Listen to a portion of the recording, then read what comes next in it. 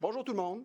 Alors, le gouvernement vient nous présenter son plan d'immigration pour 2026-2029. Puis évidemment, au Parti québécois, on fait un certain nombre de constats. La cible d'immigration permanente qui est proposée par ce gouvernement, c'est 45 000. Puis la première chose qu'on constate, c'est qu'on a affaire à un gouvernement qui essaie de réparer les pots qu'il a cassés lui-même.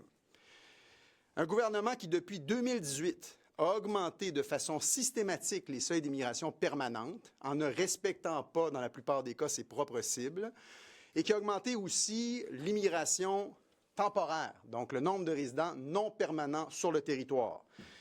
Donc là, la question qu'on se pose, c'est qu'en 2026, la CAQ dit on va accepter 45 000 résidents permanents, alors qu'il se trouve sur le territoire du Québec 560 000 résidents non permanents environ.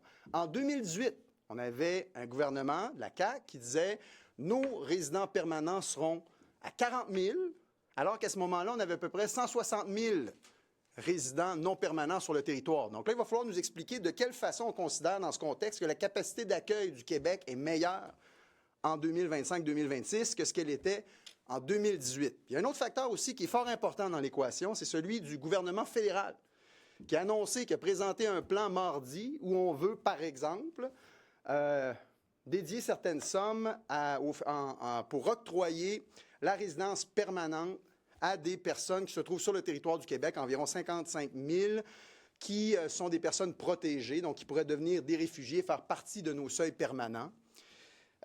Comment on va réussir à faire ça avec un seuil à 45 000 puis les objectifs que le gouvernement de la CAQ s'est fixés, parce que nous, on doit intégrer ces personnes-là aux 45 000.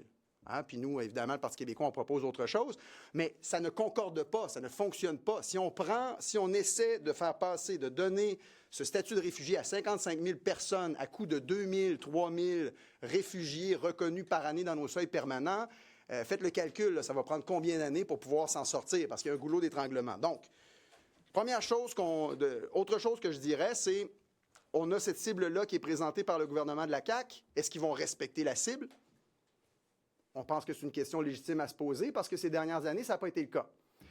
Et pour nous, au Parti québécois, on considère que c'est très clair, on l'a déjà dit, on s'est penché là-dessus, il faut ramener le seuil d'immigration permanent à 35 000 dans la fourchette qu'on avait entre 2000 et 2010 environ, qui fonctionnait très bien, quand le système fonctionnait bien, et considérer d'abord la place du fédéral là-dedans.